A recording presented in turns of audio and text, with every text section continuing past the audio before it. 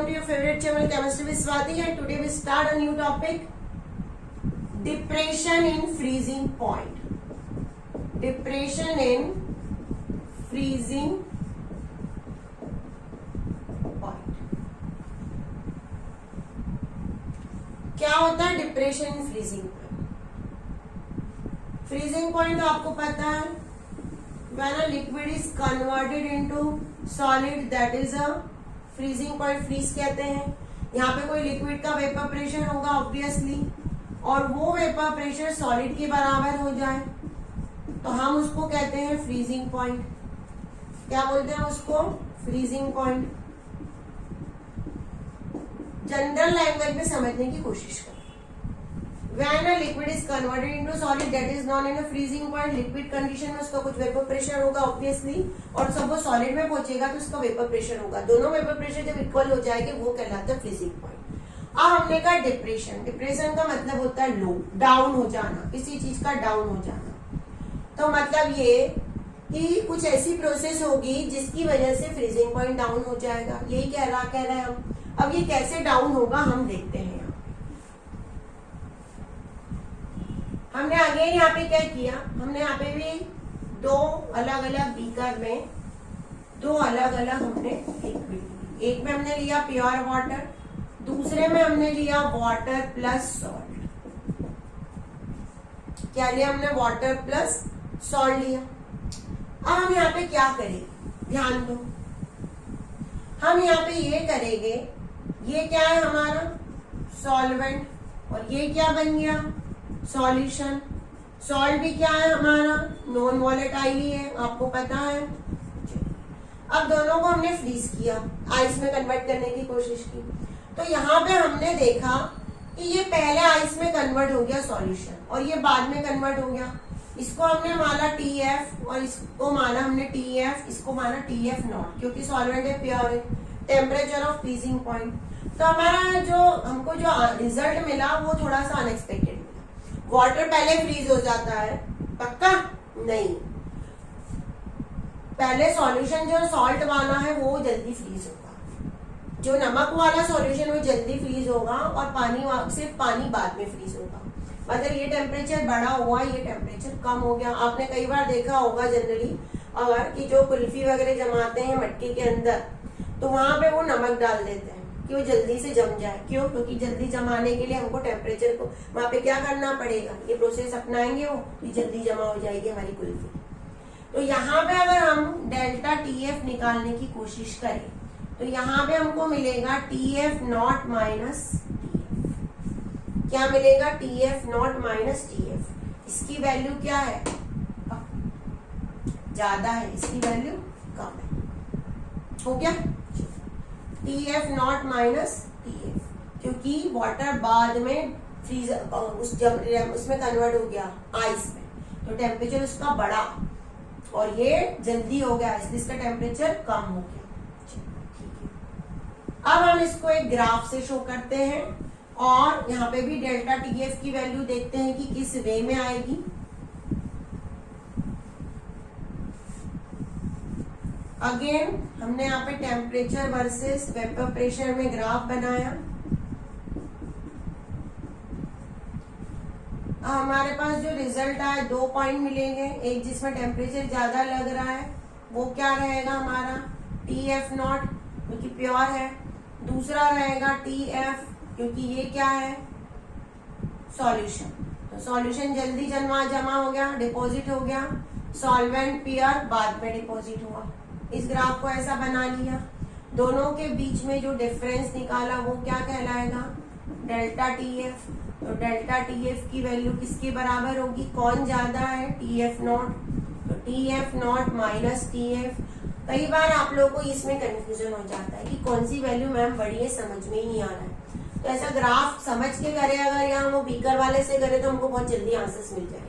Graph से जल्दी ही हमारा एक बीकर वाला एग्जाम्पल, दो बीकर रखो, माइंड में लगा लो कि कौन कौन सा है और इसमें क्या क्या होने वाला है। आपका खुद ही आंसर हमको पता चल जाएगा कि कौन जल्दी जमने वाला है।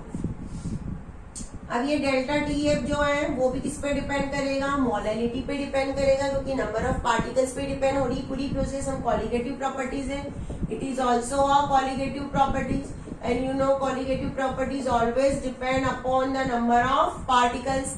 colligative property की कंडीशन ही है जो नंबर ऑफ पार्टिकल्स पे डिपेंड करे। यहाँ पे हमारे पास सॉल्ट के पार्टिकल्स से वही रिस्पॉन्सिबल हुए उसके फ्रीजिंग पॉइंट को कम करने के लिए। तो हम यहाँ पे अगेन ले लेंगे मोलैलिटी। आप delta T F proportional sign हटाएंगे तो कोई कांस्टेंट लेना पड़ेगा। के एफ लिया, एम क्या होता है मोलैलिटी। मोलैलिटी की वैल्यू क्या होती है number of moles of solute upon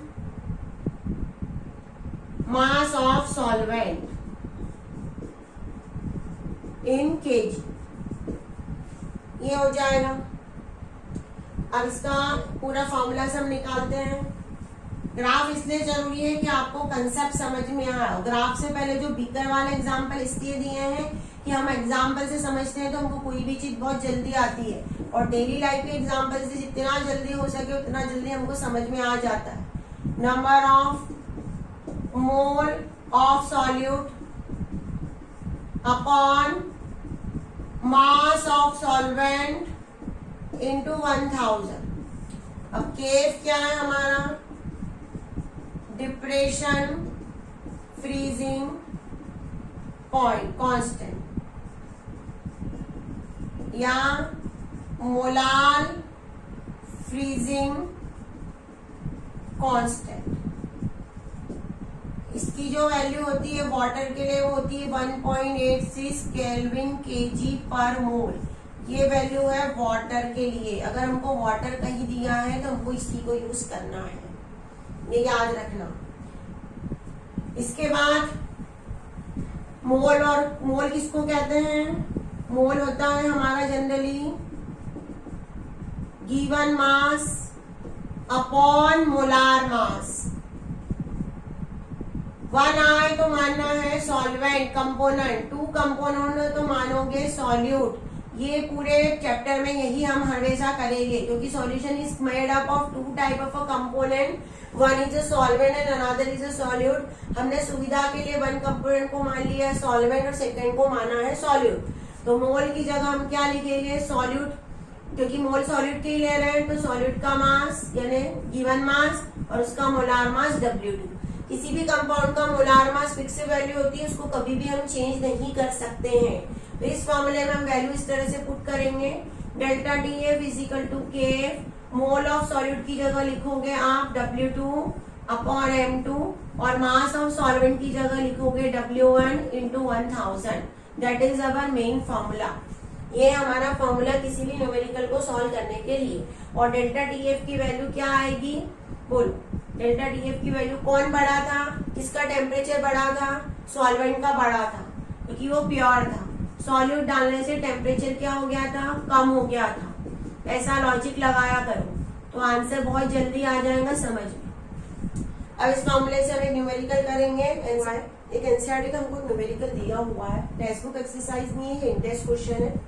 calculate the mass of ascorbic acid C6H8O6 to be dissolved in 75 gram of acetic acid to lower its melting point by 1.5 degree centigrade. केफ आपको given है।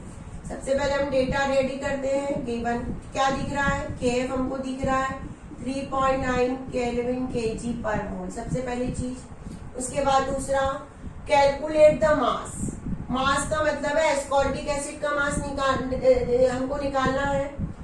Dissolve in 75 gram of acetic acid, मतलब ये क्या बना हमारा, ये हमारा बना सॉल्वेंट, मतलब सॉल्वेंट का मास हमको दिया है 75 ग्राम। उसके बाद हमको M2 और W2 दो वैल्यू हमको पता होनी चाहिए। M2 यानी मोलार मास फिक्स है C6H8O6, इससे हम निकालेंगे। इससे जब हम निकालेंगे इसका मास तो इसकी वैल्यू हमको मिल जाएगी 176 ग्राम। M2 हमको W2 हमको निकालना है और हमको दिया हुआ है it's melting point by 1.5 degree. Lower it's melting, lower का मतलब है कि ऑटोमेटिक कम कर चुका है, मतलब हमको यहाँ पे डेल्टा TF की वैल्यू दी हुई है 1.5 डिग्री सेंटीग्रेड। ये हमारा निकला गिवन। अब हम फॉर्मूला देखेंगे। फार्मूला हमारा होता है delta TF is equal to KF into W2 upon M2 into W1 into 1000। Delta TF की वैल्यू 1.5, KF की वैल्यू हमको गिवन है 3.9, W2 हमारे पास नहीं है, हमको यही निकालना है। M2 हमने देखा 176 ग्राम, W1 कितने ग्राम में डिजोल्व है 75 में, और इंटू 1000। ये W2 हम निकालेंगे 1.5 मल्टीप्लाइड बाय 1। ये वैल्यूज जो है ये सब वैल्यूज ऊपर चली जाएगी, जो मैथमेटिकल बैकग्राउंड वीक स्टूडेंट है उनको लिए, और 1000। और यहाँ पे हम W2 निकालेंगे। जब इस कैलकुलेशन को W2 को करेंगे हम, आंसर मिलेगा 5.08 gram. That is our answer. तो clear to all of you?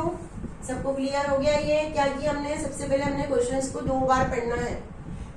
Calculate the mass of ascorbic acid, यहाँ पे फॉर्मूला दे दिया है। जब भी कोई क्वेश्चन आए कि कैलकुलेट द मास या फाइंड आउट द मास, मतलब हमको W2 निकालना है, क्योंकि M2 तो मोलार मास है, मोलार मास की वैल्यू हमेशा फिक्स रहती है, तो C6H8O6 हमेशा फिक्स रहेगा, हमको कुछ नहीं करना इसके लिए। सेकंड थिंग है to be dissolve in 75 gram of acetic acid water, it's melting point, मतलब कितना मेल्टिंग पॉइंट कम हुआ। तो डेल्टा TF हमारे पास इतना है, वाटर में डिजोल्व है या किसी और में डिजोल्व है, यहाँ पे एसिटिक एसिड में डिजोल्व है, तो एसिटिक एसिड है 75 ग्राम। KF की वैल्यू गिवन है, हमारा फॉर्मूला ये है, फॉर्मूले में हमने सभी वैल्यूज प्रॉपर्ली पुट की और निकाला। अब जो स्टूडेंट बहुत ज्यादा वीक है मैथ्स में, और जो NCERT की एग्जाम है लेकिन हमारे बोर्ड एग्जाम दे रहे हैं, उनके लिए गिवन पे भी मार्क्स होते हैं, फॉर्मूले में भी मार्क्स होते हैं, फॉर्मूले में वैल्यू पुट करने पे भी मार्क्स होते हैं। अगर आप कैलकुलेशन नहीं करोगे तो उतने ही मार्क्स कैंसिल होंगे। नीट वाले के पास तो कोई ऑप्शन नहीं, सब कुछ पढ़ना है। तो पढ़ते रहिए, हमारे साथ जुड़े रहिए। कोई डाउट है तो कमेंट बॉक्स आपके लिए हमेशा खुला हुआ है।